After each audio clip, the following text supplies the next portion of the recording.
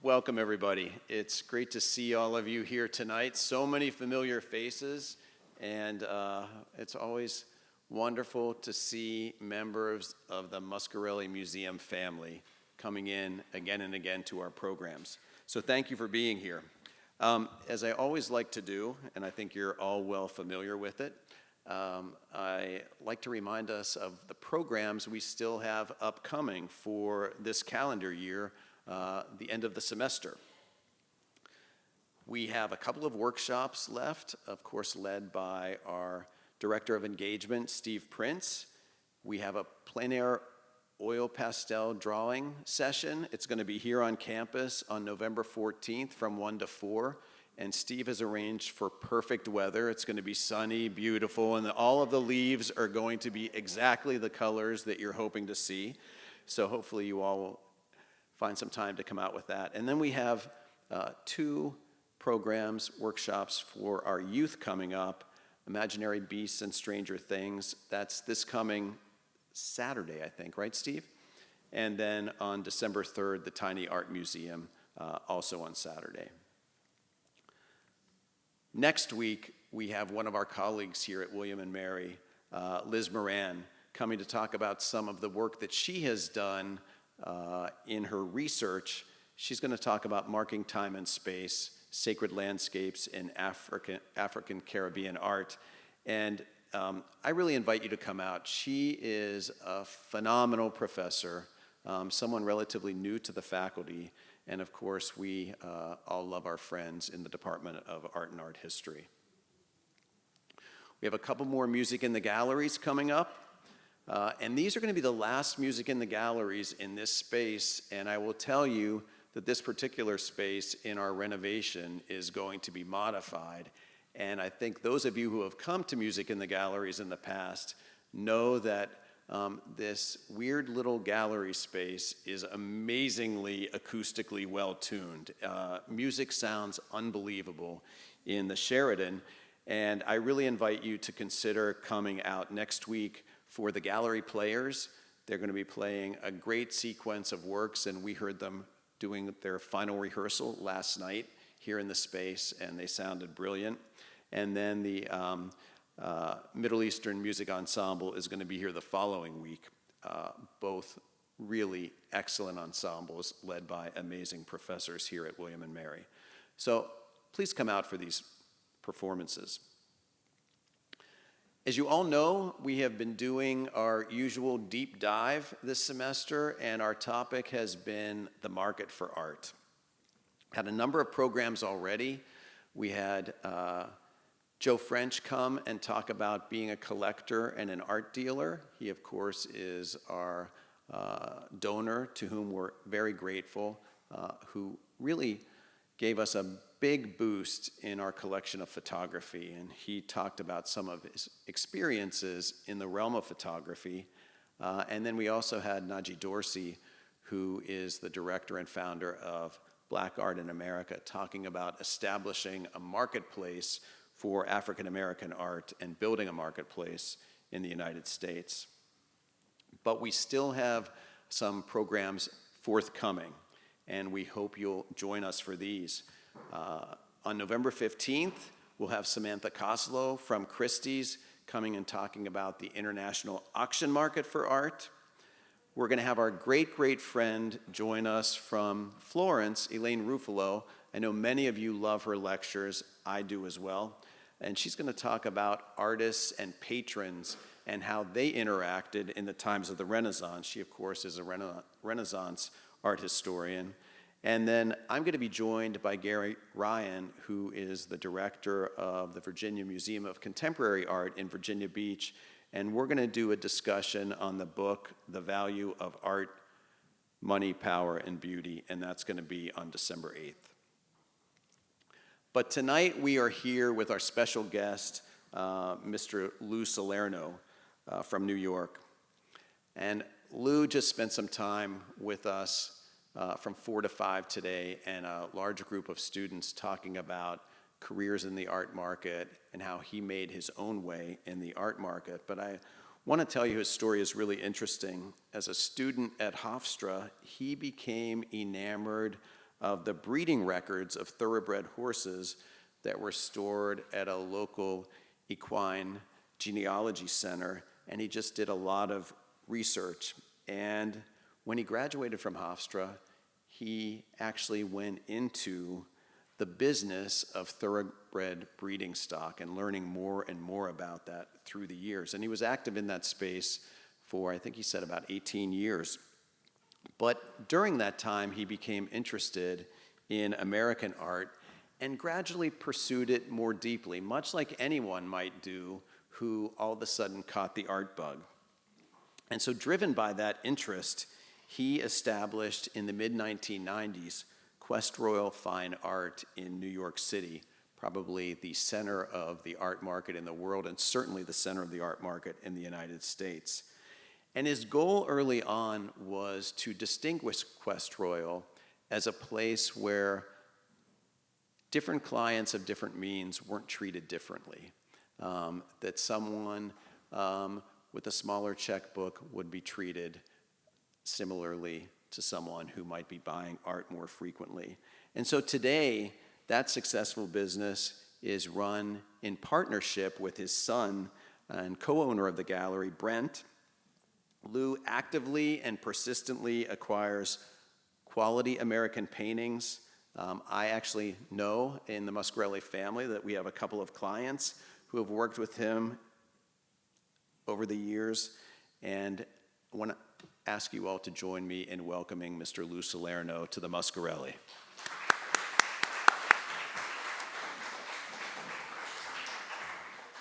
Thank you very much.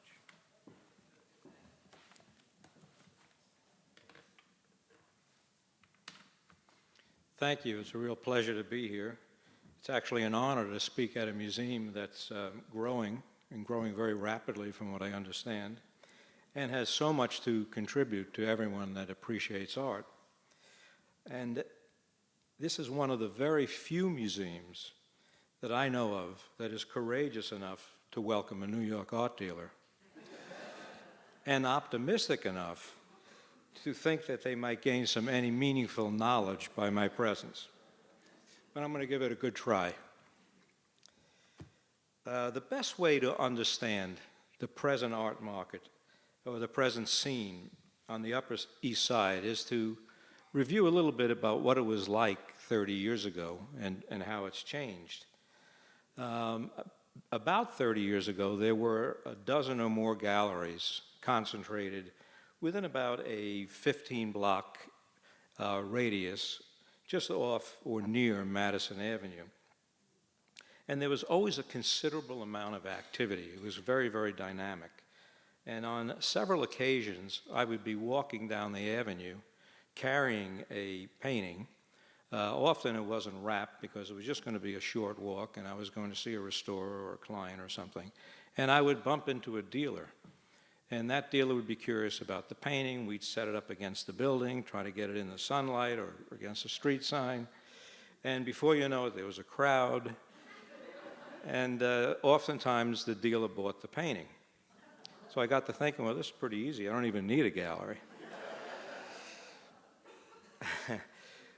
And there was also many occasions where I would go to one particular gallery and acquire a painting, carry it with me to another gallery to look at a painting, and that art dealer at that gallery fell in love with the painting I brought and ended up buying that particular painting. So those were fun days. And we also had a situation, a very special thing happened during that period to me that I'll never forget. It was about 6 o'clock at night, and I got a phone call from a dealer, very good dealer, who I had a lot of respect for and who I learned a lot from. And he said, "Lou, I found the greatest painting for you that you might ever own." He said, "But I'm not going to get back into the city until about midnight." And it was about 6 o'clock. So he said, "And if you can't make it, I have somebody else that wants it. I'm going to just take it to his house." So he gave me instructions. He said, "Meet me under this certain street light." And it was a particular street light because it had to be bright enough to show the painting. And so at midnight, there I am, waiting for him to come. He was about 15 minutes late, and he presented this particular painting. Now, I'm a great fan of Ralph Albert Blakelock. I don't know how many of you are familiar with the artist, but he's an artist that meant a lot to me. And there was this painting. It was the biggest canvas that he had ever done at the Mental Institution. He had gone insane the last 20 years of his life. It wasn't a painting for everybody, but it was a painting for me, and there under the street light, I bought the particular painting. But the dealer said that he would not close the deal unless I could find a place that had an egg cream. And I don't know if you remember egg creams, but they were not very easy to find. But after a half hour of searching, we found the egg cream. And I proceeded to bring the Blakelock home like a child at Christmas. And my wife told me she hated it. And I could never hang it in the house. So anyway, make a long story short, I brought it to the gallery, sold it, and today that painting is probably worth 10 times more than what I paid. But that's what happens when you can't agree on certain paintings. Anyway, much has changed in that time period, especially on the Upper East Side. We have a combination, because of a combination of escalating values for post-war and contemporary art, and the difficulty in sourcing 19th and 20th century paintings, which is really my gallery's specialty. A great many dealers ended up moving downtown to Chelsea, and several others just went out of business. So the Upper East Side dynamic has changed substantially. And there are just a few remaining galleries that are really focused on historic American paintings. And I'm often asked if interest in these paintings is declining. And I think what's happening is that contemporary works, which are accompanied by the fanfare of the press and the appeal that it has to younger collectors, are diverting a lot of attention from historic work. And I've had several shows at the gallery featuring major American master painters like Thomas Cole and Sanford Gifford and Hassom, and even Singer Sargent. And I would call the press. We try to get some press for these painters with absolutely no luck. You know, they just didn't have any real interest. They were much more interested in following the more exciting, the younger, developing contemporary artists. So that's become and still remains a challenge for us. Also, we're having some difficulty with museums because museums have interest elsewhere, and they're not really inclined to do any significant shows featuring 19th and 20th century works. So consequently, we don't have anything to really stimulate interest. And the auction houses themselves, they're having a very hard time sourcing high-quality 19th and 20th century work. It's much easier for them to source, and it's more profitable for them to source contemporary or post-war examples for their auctions. So as a consequence, it's easy to understand why people would think that interest is declining in the 19th and 20th century market. And that's true to a certain extent, especially for less important work, which has been much more impacted by that. But quality work is still recognized and sought after by an underserved group of collectors. And while the attention of the art collecting public is diverted, this really has become a wonderful time to focus on and to acquire historic paintings. In fact, I have two major collectors right now that are building really very, very significant collections, and they're very happy that they're able to get much better values for their paintings that we're able to find than what they might have 10 or 15 or 20 years ago. But what's most exciting for me is that we're beginning to see some interest from young collectors. I had a young man in his 40s, which we think is pretty young, maybe 45, and he ran a hedge fund. And he told me that all of his friends and associates were much more interested in abstract art and contemporary art. And, he liked it, but he thought there was much more value to be had in the 19th and early 20th century American market. And so consequently, excuse me, he built a very good collection. Excuse me one second.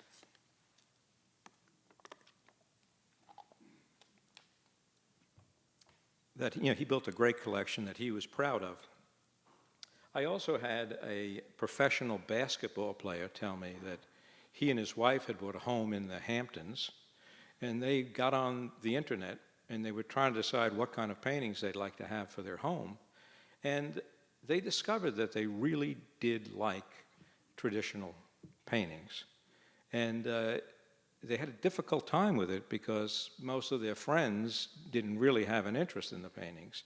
But they came to the gallery and they got excited and they bought a handful of really, good quality paintings. And I found that, extremely encouraging. And then I also had a young West Point graduate. He had just graduated, just got his first job, and he was excited to buy a very traditional Hudson River School painting. So when we see that kind of thing, it's very encouraging. But the burden is really on dealers, curators, and collectors to find inventive ways to cultivate an interest in America's historic paintings. Let me just find a slide for you.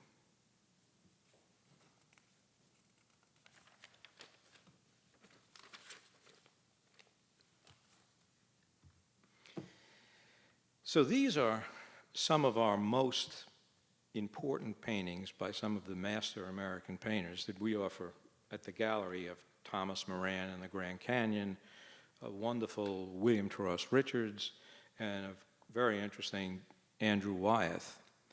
And what's intriguing about this is that each one of these works can be acquired for at or under $500,000. And if you think about it, the general public doesn't really understand that they can acquire these works at this level. The same painters that they've admired most of their lives in museums really can be bought at dollar amounts that, while expensive, are still attainable for some people.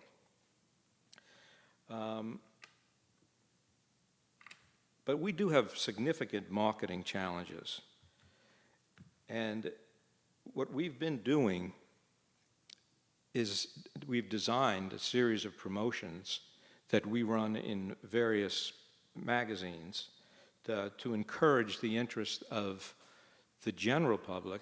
And we also, so these ads will run in Architectural Digest, or we've been in the Wall Street Journal, New York Times, that kind of a thing. And then we run a series of ads, similar ads, in some of the trade journals to continue to stimulate interest in our more experienced collectors. So we've tried different approaches. I'm not sure you can read the copy. I'll read it to you. It says in this particular ad series, we're challenging the gross distortions in value that are apparent today and we do this without denigrating any of the artistic merit. We're just focusing on the disparity in values. And why should I'm paraphrasing, this is not what's in the ad, but why should the value of certain post-war and contemporary painters exceed that of our masters by an unimaginable multiple? I once calculated that you could have purchased every John Singer Sargent that was purchased at public auction for less than one Jeff Koons balloon dog or one Andy Warhol car crash. So I'm not questioning talent or artistic integrity, but I am questioning gross distortions in value. So this particular advertisement that's on the screen is a Francis Silva, and the copy actually reads that theirs is an art that fascinates, inspires, educates. It's shown in nearly every museum in the nation. It's an historic art that needs no explanation, having survived every succeeding movement, style, trend, and fashion. It's a smart asset with integrity and longevity that will forever dignify your home. It's an art for the ages. So that was our promotion approach. And we emphasize that it's an art that needs no explanation. There's a simplicity about it. You don't need to have an art education to appreciate this art. It's just there to see. We mention that it's a smart asset because we've learned that art is not really directly correlated with other assets. Some great work was done by two NYU professors, Moses and Mai, and they published that work. And it really showed that art does tend to hold up against other assets when other assets tend to be declining. It's not perfect by any stretch, and we've had some extreme situations, but there is an artistic, there is a financial viability to paintings that people don't often consider.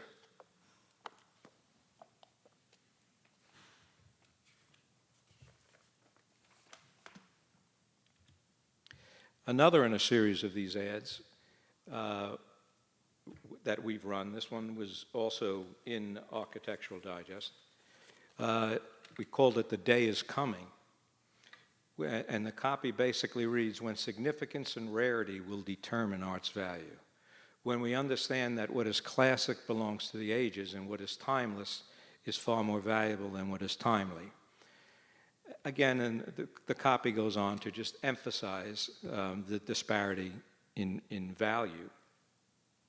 But other key points that this particular ad makes is that it's a multi-generational asset. It's an unselfish purchase because you can pass the painting on. It endures. It goes to your children. It goes to their children. And that rarity, merit, historical value determine the value of the painting, not trend and not fashion, not hype. Basically, to summarize the concept for this series of ads, this particular expression, what is fashionable belongs to the times, and what endures belongs to the ages. That's kind of the central concept that we've been using through most of our promotion and communication with our clients. But by far, the most successful campaign that we've initiated was our Be Uncool campaign. It's become extremely popular. We get a lot of interest from people who are experienced collectors, from new collectors, from curators, from art scholars. It's really generated a lot of attention. Basically, I don't know if you can read the copy, but I'll read it for you. This says, "Be Uncool." So, and we're showing a Bierstadt of Niagara Falls. It says, "This artist is not as sexy as he used to be, but more than 100 great American museums include his work in their collections. Go ahead, put it on your wall. You might be surprised at just how good it feels to be uncool." So anyway, this struck a chord, and it's interesting because it shows a really classic 19th century painter, and we use very fresh and contemporary copy. The "feel good to be uncool" kind of presents a unique way. It's kind of a slogan that kind of introduces this work and kind of gives it a place in the 21st century. This is another version of Be Uncool. Basically, we're saying here, ignore the latest trends, defy current fashion, time is the best critic, seek art worthy of the ages, not the headlines. It's wise to be uncool. And what we're doing here, and what was effective about the ad, is that we're emphasizing qualities that distinguish historic paintings, and we're suggesting that smart people belong to the uncool crowd. So it's wise to be uncool became the most popular slogan, the most repeated slogan that we've used. And this one just sort of culminates this particular ad series. This is a Cooper, Colin Campbell Cooper, of the library, New York Library. And again, we've simplified, less copy. What's cool is the choice of the present. What's classic is the choice of the ages. And we got a good response to that particular ad. And I think when you really look at what we've done with these ads, I think the most compelling and interesting reason why they resonated with so many clients is that there are a great many intelligent people and independent thinkers that have secretly been disappointed that they were never considered part of a cool crowd. But upon the realization that being uncool provides a measure of self-esteem that's on par with or exceeds that of being cool is very uplifting. At least I like to think so. Another phase of the way we try to interest collectors and clients, both new and existing, is by producing gallery catalogs. And in order to cultivate interest, we mail about 9 different catalogs each year. But we've discontinued our hardbound catalogs, which included quite a bit of scholarly essays. We used to hire grad students from top universities to write for us. But what we found is that the length and the complexity of the essays was a bit of a deterrent to those who just wanted some essential information about the paintings. So we switched to a different sort of catalog that was much less formal and much more amusing and thought-provoking. And we've had a fair amount of success. Actually, these catalogs have done more to sell paintings than the more sophisticated and more complicated catalogs that we've done in the past. In this particular catalog, we encourage clients to ask questions. And we suggest questions for them to ask. Actually, here we're promoting on the left. What we've done in some of our catalogs is we've actually promoted future shows. So you'll see a promotion for one of our Blakelock shows. This was about a year in advance of the show. We found that wasn't very effective to start promoting early. But this catalog suggests, and we encourage collectors to ask certain questions, because we learn that many collectors, especially inexperienced collectors, don't really know what to ask. So we give them some suggestions, such as, is this one of the best examples by the artist in the price range? Is it a unique opportunity?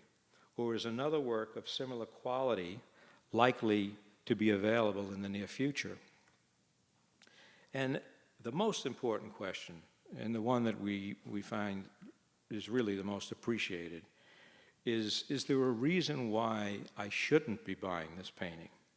And we always try to make clients aware of issues that could adversely impact value, because there are few, if any, paintings, especially the 19th and early 20th century paintings, that are without some sort of flaw. So it's the responsibility of a gallery to inform collectors of this if you expect to build long-lasting relationships. The next series of catalogs just took that concept that much further.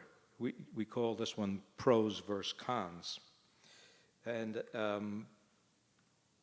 in this particular catalog, let me see if we have an example. Yeah, in this particular catalog, we actually identify flaws that can be found in paintings. And we suggest in some of our copy that every asset has pros and cons, and that a transparent conversation that includes all the issues is what is most important to all collectors. In this particular example, again, it happens to be the Colin Campbell Cooper of the library. The positive aspect was that it's a brilliant impressionist rendering of iconic New York scenery, and those sort of scenes are always highly sought after. And the negative is that on a square inch basis, it's much more costly than almost any other work of about the same size by the artist.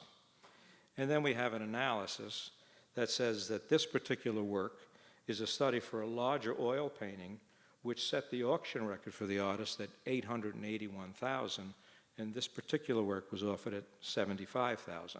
So it gives them a great deal to think about. Then we moved on to another type of catalog called extractions. And in this particular catalog, what we did was focus on details only, very tight details. And here's an example. This is a painting by Haley Lever, where you really get a sense of the brushwork, a sense of the artist's working method. And it goes to the concept that beauty really is in the details. And people really there have been certain paintings that certain clients weren't interested in until they really began to see the specific details that compose the entirety of the painting. And so this has also been an effective way to interest collectors.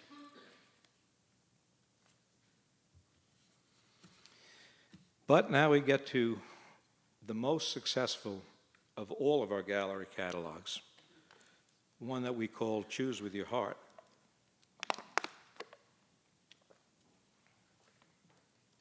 The Choose with Your Heart concept, this is actually the 9th version. We're planning a 10th version. I think we're going to be doing it for a long time to come. What we do is we withhold every possible detail about each painting in the catalog. There's no description of who the artist is, no title for the painting, no size for the painting, and we've even gone through the trouble to obscure the signatures in case people try to cheat and figure it out. And basically what we say in our copy is that without knowledge of the artist's name, reputation, critical opinion, or market value, you must choose with your heart. It's the most trustworthy judge. This approach is really in opposition to virtually every known method of selling art. There is nothing and no one to persuade you except you. And so clients have a lot of fun with this. You know, they go onto the website to try to determine who the artist is, or they'll call us to get information. In many cases, it's become a contest within households, between family and friends. And we even have some clients that report what their grade was, how many they got right. And so it's a great way to engage clients and a way for them to discover the joy of actually and the importance of valuing their own opinion. So I can tell you, of all the catalogs over 30 years that we've done, no matter how hard we've tried, nothing really has worked better. It's a very simple concept. I'm sure it's not even a unique one, but it works extremely well.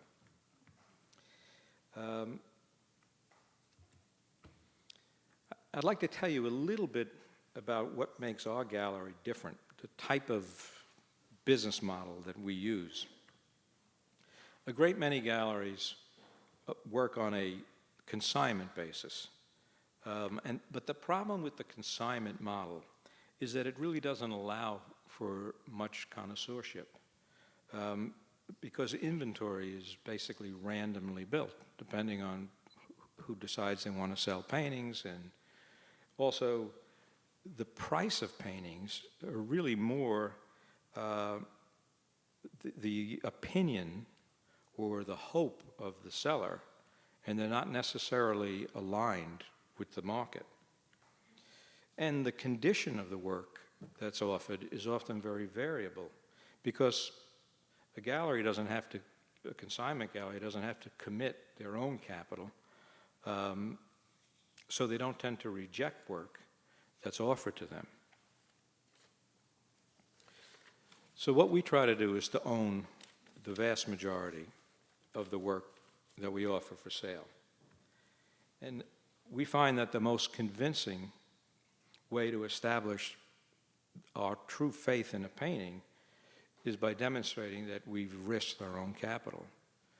We may ask more from you than what we've paid, but we do have a serious investment at risk, and we wouldn't buy the painting if in our experience and our research we didn't believe in it. And we do the best we can to negotiate the best possible price because it gives us the best possible opportunity to sell it to our collectors.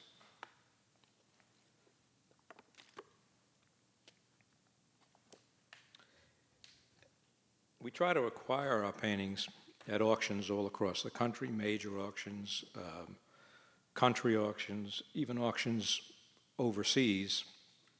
We try to remain very disciplined, trying to find the best possible values. We try to act when we think a painting is undervalued for a number of reasons. It could be condition, it could be the presentation of the frame, any advantage we can get that we can possibly pass on to our collectors.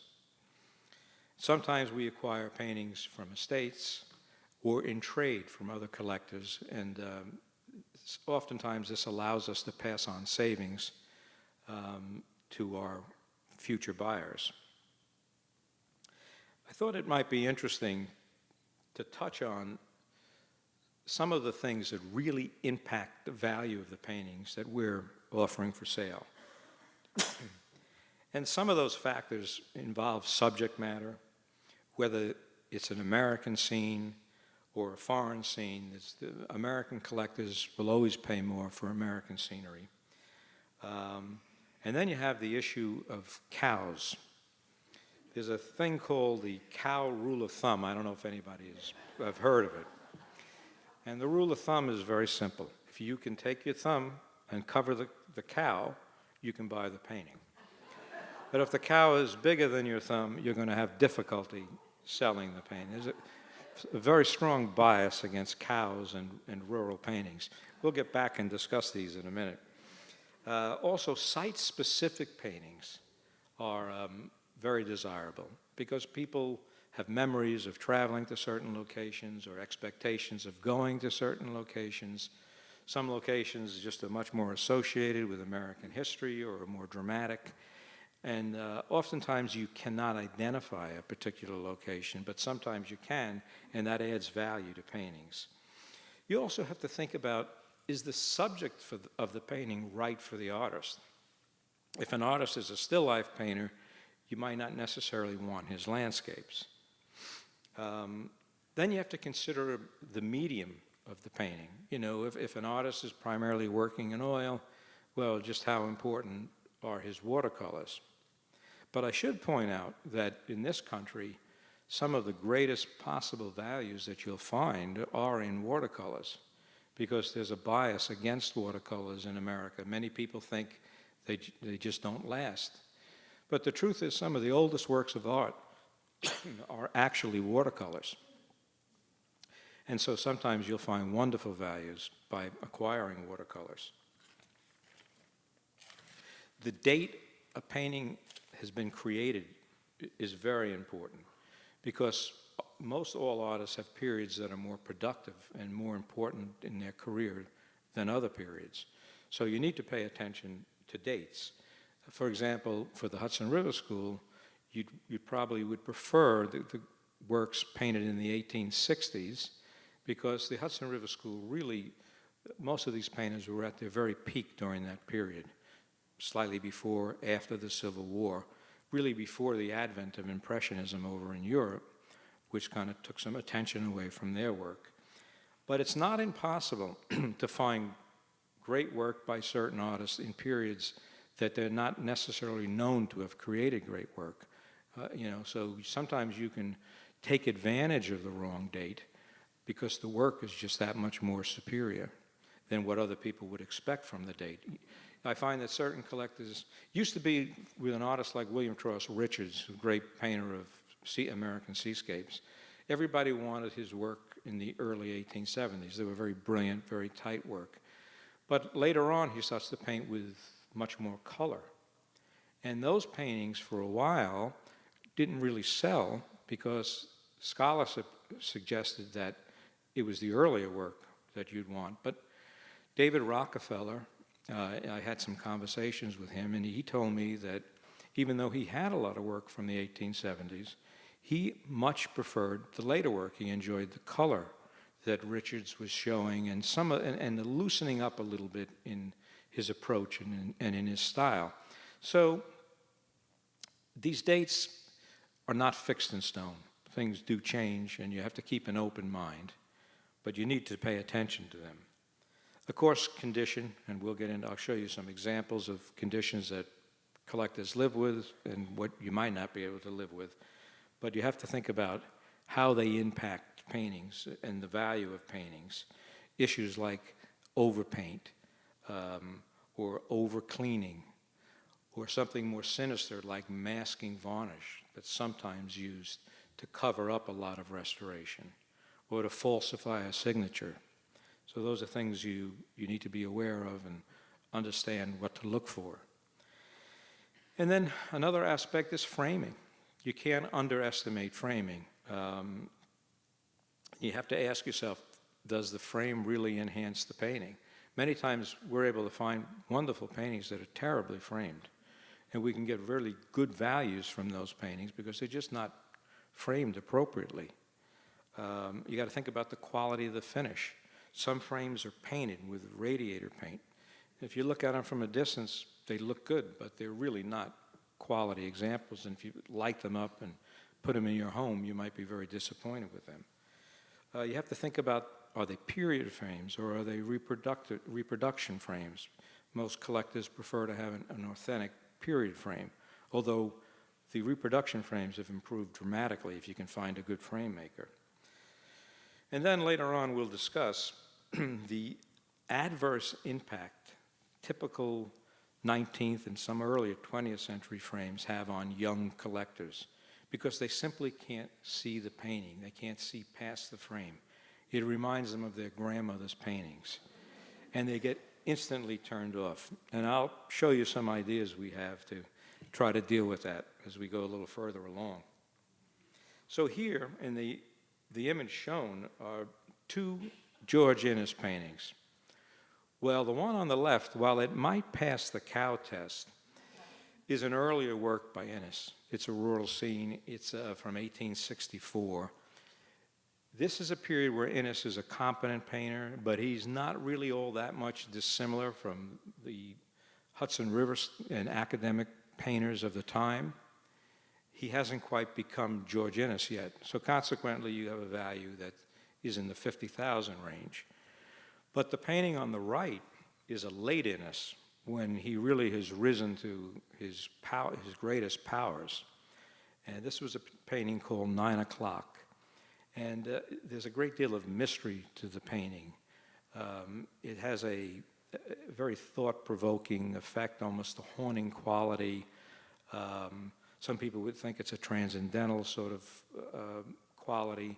He was involved with a religion called Swedenborgianism, which is a little bit complex, but basically deals with multiple states of reality. And all of that, in some way, is incorporated into this painting. Collectors are aware of it, and this painting obviously was worth much more than the painting from the earlier period.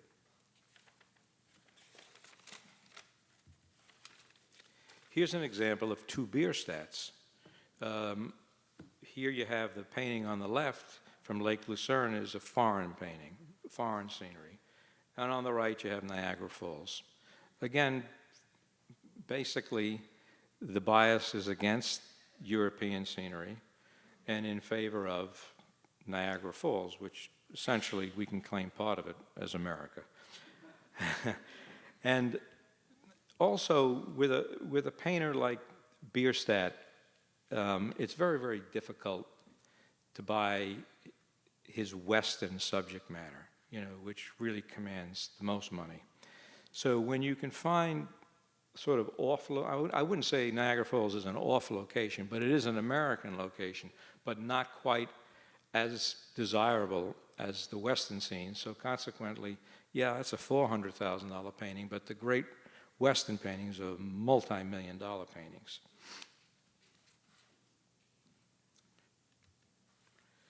We can talk a little bit about condition. This is a John Frederick Kensett that we actually have at the gallery. It's, in my opinion, the condition of this painting is acceptable, but you'll see this is a black light photograph. The black light will reveal areas of restoration. Yes, there's several sections. You'll see some dots. You'll see some slightly larger areas, but none of them really adversely impact the artistic integrity of the work. And I don't think any of it is necessarily going to turn off most collectors. You have to understand the work is hundreds of years old. It's been through a lot. And if you look at the surface of the painting, it's very well preserved and stable. So this is a degree of in-painting that most collectors can live with. Here's a particular painting that's going to frighten collectors. You can see it has a very large tear, sort of an L-shaped tear, and there's some other areas of restoration that are a little bit harder to see from the photograph. Well, you could make the argument that this particular tear is in the sky. It's not affecting certain parts of the, certain elements of the painting, but it's frightening for collectors. It's disturbing. Really can't be, if you look at this particular painting, you cannot see the tear unless you look under black light. The restorers do a wonderful job. But if you bought this painting and you went to sell it, you're going to get a good deal of resistance, and it will not bring the amount of money that it would have brought if it were in better condition.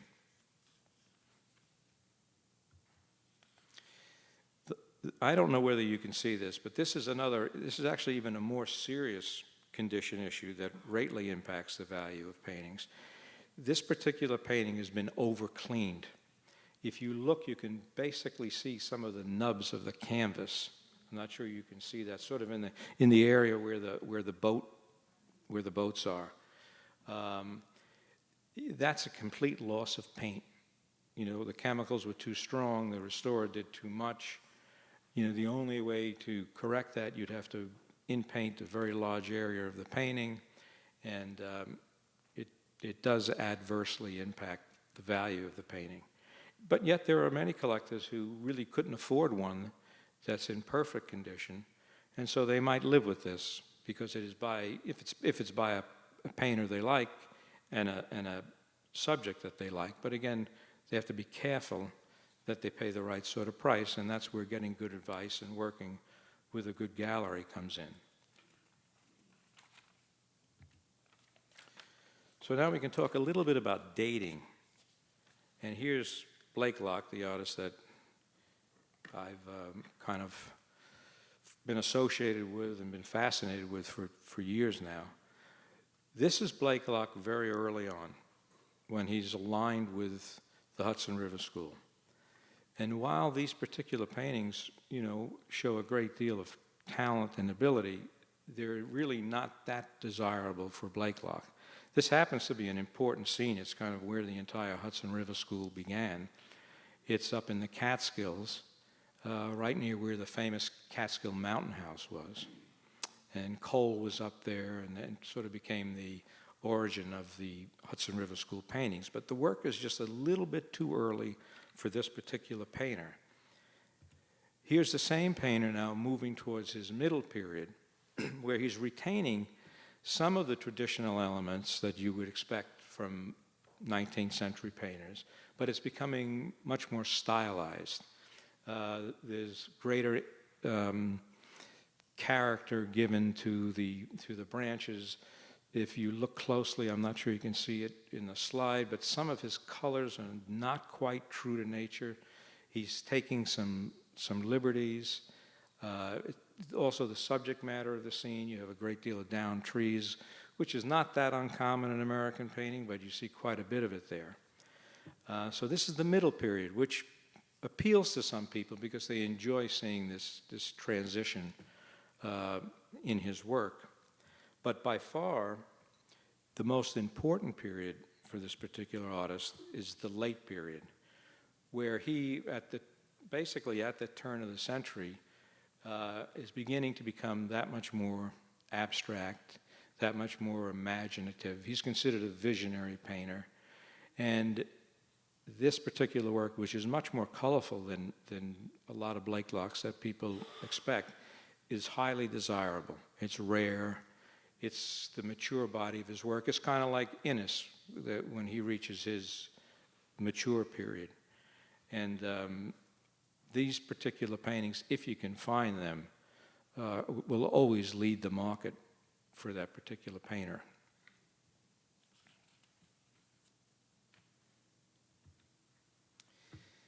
So here's an example of framing, which you may or may not agree with, but on the left-hand side, this was a Birchfield that I acquired not that long ago.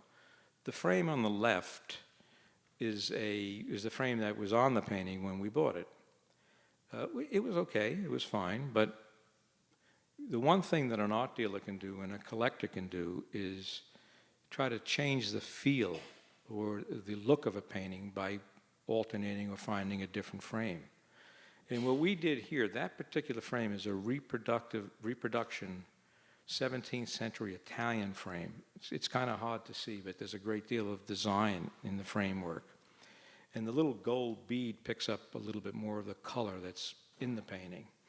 And we found that people really respond to that type of frame. And also it's easier for many collectors own both watercolors and oils.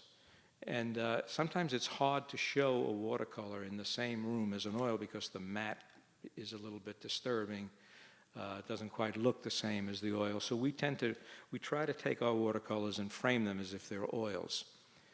But you can do an awful lot with frames. It's an art in and of itself, and it's something that we always pay a great deal of attention to. I think you might get a kick out of hearing a little bit about some of the passionate collectors that I've experienced in my career as an art dealer. And it really is incredible to learn just how much paintings mean to people. When I first got involved, I loved paintings, I enjoyed paintings, but I was basically thinking, well, it's kind of a business proposition. People tend to buy paintings because they feel like they should have paintings. I just didn't quite grasp the passion until one day I was doing an art show, and a young woman came up to me, and I had a little Frederick Church, a small painting, but it was very expensive. And she said to me, I love this painting, and I'd like to buy it, but I need to talk to my husband. Will you hold it for me? So I held it for her, and about an hour later, she came back with her husband. And he said to me, well, look, we both love the painting, but we just got married, and we're about to buy our first house. We really can't afford the painting. The only thing we can do, if you consider it, is we'll give you the down payment we were going to put on the house, and instead of making mortgage payments, we'll make payments on the painting. Well, I tried to be a good guy, and I spent about 10 minutes trying to talk them out of it. But the more I tried to talk them out of it, the more they wanted the painting. Make a long story short, they ended up buying the painting, and they made their payments consistently every month. And I called them up one day because they left the painting with me. And I said, you're paying for the painting. I trust you. Let me send you the painting so you can at least enjoy it. And they said, oh, no, Mr. Salerno, because we couldn't buy a house, we had to rent an apartment in sort of a rough part of town. And we really don't feel comfortable having this little Frederick Church in our house. So it took them almost 5, maybe 6 years before they finished paying for that painting. And they put it in their house. And I think it took another several years for them to accumulate enough capital to buy the home that they actually wanted. And then I had another collector who came to the gallery one day, fell in love with a large William Tross Richards painting, beautiful seascape, but it was quite big. It was 50, 60 inches across. He bought the painting, and he called me about 2 or 3 months later, and he said, Lou, I have a problem. I said, well, what's the problem? He said, I love the painting, but I can't put it anywhere. I don't have any place for this painting. So I said, well, look, maybe what we can do, trade it back to me and we'll find something smaller. He said, no, he said, I kind of like the painting. I don't really want to do that. He said, let me think about it a little bit more. Sure enough, 3 months later, I get a phone call and he calls up and he's excited and he says, Lou, I solved the problem. I said, well, what'd you do? He said, I bought a new house. And he really did. He bought a beautiful new house with bigger walls, and he hung the painting in his favorite spot. But he was just not going to give up that painting. I also have this wonderful older collector that I've dealt with for many, many years. He has very limited income, but he loves to buy paintings. So what he's done in order to enable himself to buy paintings is he's implemented very unusual and radical cost-saving measures. He drives the same car. He's had this car for like 40 years. I don't even know how he drives it. He doesn't take any vacations because he says looking at his paintings are better than vacations. He uses his fireplace to heat his house. He avoids restaurants. I mean, this is all true. And he actually developed some kind of part-time business. I'm not even sure what it is. But sure enough, every year he buys one painting. They're not terribly expensive. He gets to about $15,000, $20,000 and sort of maxes out because he only has so much Social Security money that he can. But he loves the paintings. It gives him a great deal of joy. His family's not too happy about it, but he gets a great kick out of it.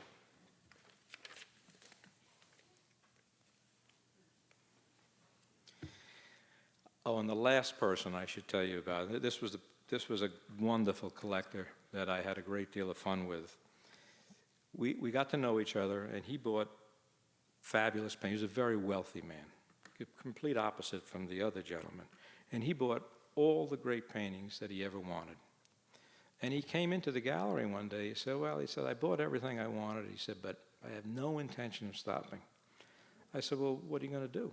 And he said, I'm going to buy paintings and give them away as gifts. So I said, well, that's fine with me.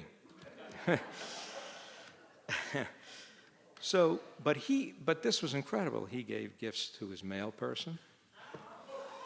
I mean, to a new intern that worked in his company, as well as all of the people that had more important positions. I mean, this went on. And then as he got older and he started to have some health problems, he visited a great many doctors. And he got the idea to give every one of his doctors but you got to realize, these are not average paintings. I mean, these are some substantial, some of them $1 million, $500,000 paintings, major paintings, that he would have me either locate or that something would come up at auction and he'd ask me to buy it. But the problem we had is many of the doctors didn't want to take the paintings. They kind of thought it was unethical. So it became my job to talk the doctors into taking the paintings. And if I wasn't successful, I wasn't going to sell more paintings.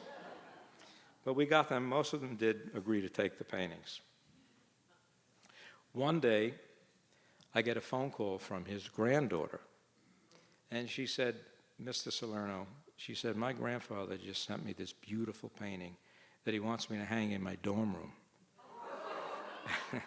She said, but I'm afraid to hang it in the dorm. It was like I forget, it was a beautiful seascape. It might have been a Fitzhenry Lane. It was a very valuable painting. And she said, I just can't hang it in my dorm room. I'm embarrassed. I'm worried about it. So I had to get on the phone and convince her grandfather to wait until graduation to give her the painting. But he just got so much joy out of this, and it was kind of fun to be involved with him. Then I have another client who buys paintings because it stimulates his creativity. He's a fairly well-known composer. And one day he invited me to his home, and he likes to compose in fairly small spaces. So he has a room that's maybe 10 feet by 10 feet. And in this room, he has all of his favorite paintings, the majority of which are Blake Locks. He's another Blake Lock fanatic. But he does have some other paintings. And he said that when he composes music, being surrounded by the creativity in the paintings just enhances his ability to create. And he credits a lot of his success to his relationships with paintings. And he's also tried to point out to me that there are certain paintings that have a very musical quality. I have to admit, I have a hard time understanding it. He came in one day and we had this little painting. It was a very small painting. And he said, "That's musical." And I couldn't understand. It was just a tree, a little landscape. He spent a half hour trying to explain to me why it was musical. I have no idea why it was musical. But he sees something in it.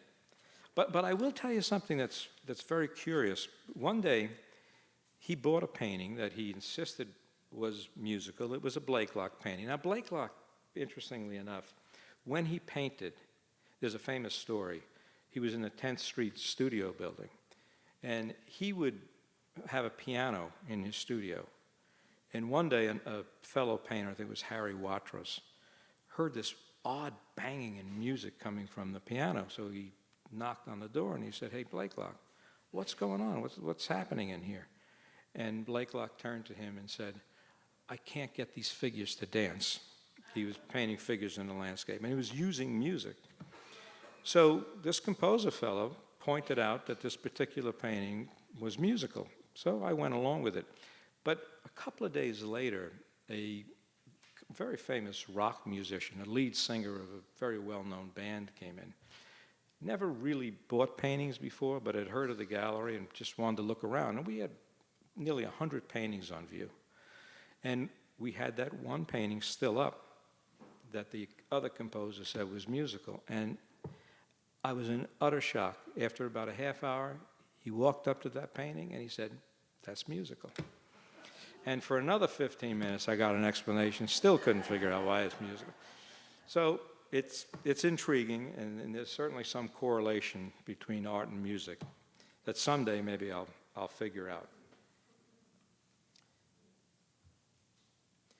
But the most critical challenge I think that we have as art dealers and as collectors and museum people is, how do we interest a younger generation in paintings?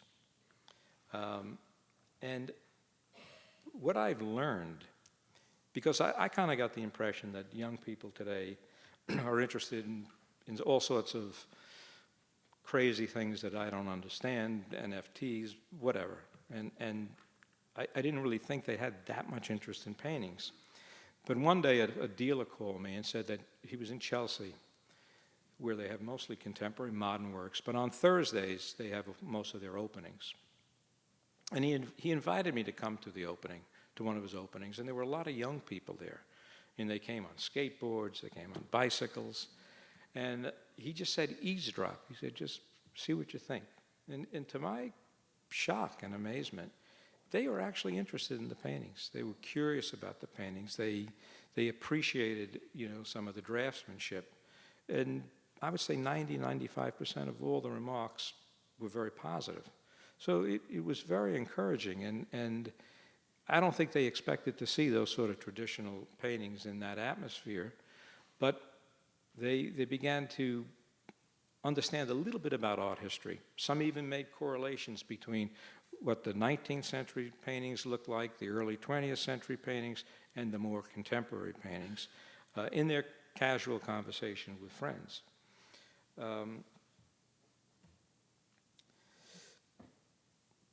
But we do have serious obstacles in engaging young people. And oddly enough, one of the greatest obstacles, and I mentioned it earlier, was that they are turned off by the frames. I've had a lot of young people come to the gallery with their parents, and their parents might be buying, and they could be 10-year-olds, they could be 30-year-olds, and they just can't really get into the paintings because of the type of frame that's on the painting.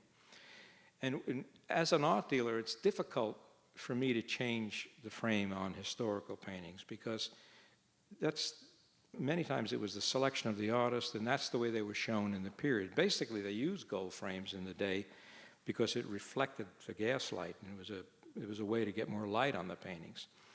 But I noticed that the young people just were turned off by it. And they would say, well, it looks like my grandmother's paintings. So what I tried to do is to show by way of photographs, and in some cases by actually hanging them on the wall, paintings, classic paintings in their original frames, and paintings that are framed, in the same painting framed in a more modern context. So here on the left you have a Jasper Cropsey, an 1870s, 1880s frame, a painting in that sort of frame.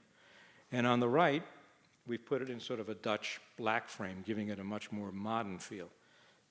Well, I don't think my existing older collectors really thought much of it, but I did get a more favorable response from some of the younger collectors.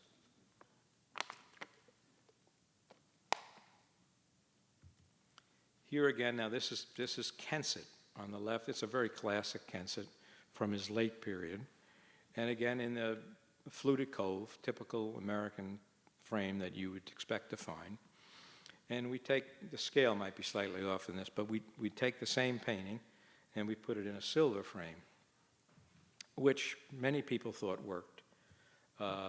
And it gives just a different feeling, a different appearance, and an idea that this sort of painting could be hung in the context of more modern work. Now this is Blakelock, a later Blakelock. Again, a very heavy, sort of ornate frame that is sort of typical for what you would expect to find on Blakelocks. In this case, this particular collector moved from a home to a New York City apartment. And he actually asked us to reframe the painting, and we put it in this silver frame. And he was thrilled with it, and he said that he got a wonderful response from some of his friends that had seen the painting. So we found that very encouraging. And here's another example. This again, now this is George Innes. On the left, again, the typical frame. On the right, sort of a black, a little bit more contemporary frame. So I'm not sure if any of these frames would work for you, but if we had a group of younger collectors here, I think that if we showed the work in frames that they could live with, they'd have a better chance to really appreciate the quality of the work. Also, what we've tried to do is integrate classic paintings with more modern paintings to show how they can hang together, even with different sort of frames. So this is one of our gallery showrooms. On the left, you have a Bierstadt painting. It's actually of Saratoga. And to the right of it, moving a little bit forward in time, you have a Lucioni. Next to that painting, it's not a Benton, I'm trying to think of the name of the artist, but it's a regionalist painting. And to the right of that is a Birchfield, framed with a typical black frame. I think it was one of those Italian frames we used, and a George Bello. So all from various periods, various styles. And we kind of felt like they all worked together. And we try to give people ideas of how they might be able to show these paintings together in their own homes.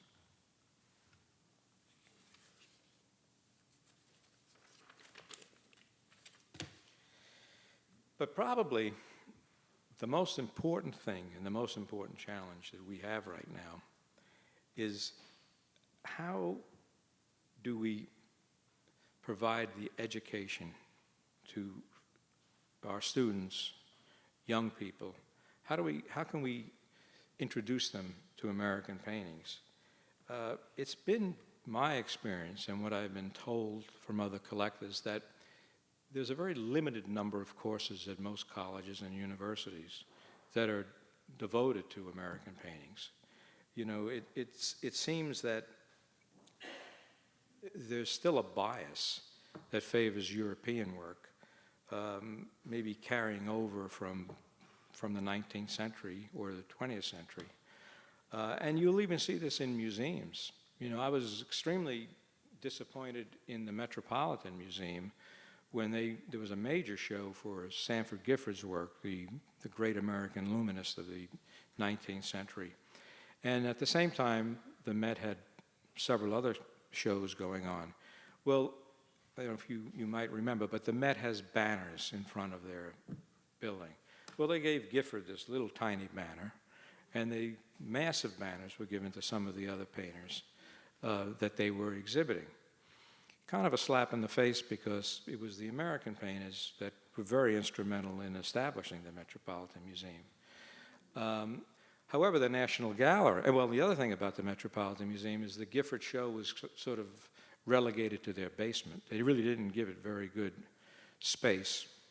But the National Gallery did a fantastic job, did a much better job showing Gifford's work. So we need museums to pay a little bit more attention. Some museums, I'm not accusing all museums, but some museums pay a little bit more attention of American art of all periods. I think what we need to really remember about American paintings, and it's something that I always try to emphasize, is that our great artists didn't really have the advantage of academies. There was not even a culture that could encourage their creativity. And the vast wilderness that they faced sort of magnified all their difficulties in traveling and finding locations that they wanted to paint. But they created an art that really was very unique, very different, one that I think is going to be appreciated throughout the ages. And what I've discovered in viewing American art is that they found a way, and this is referencing mostly the landscape painters, the Hudson River School painters, to reproduce landscape without being photographic, enabling some degree of expression, emotion that they felt, in such a way that was unique to them. It was a way to express a great deal of creativity that it takes some time and some experience looking at paintings to realize that. I mean, many of them would move mountains. They would change light. They used their imagination, but they still managed to be true to nature. It was a very delicate balance. And I think that's one of their unique contributions to the art community and to the art world. Well, that's about all I have for now. I don't know if you have any questions. Thank you. And good night. Thank you.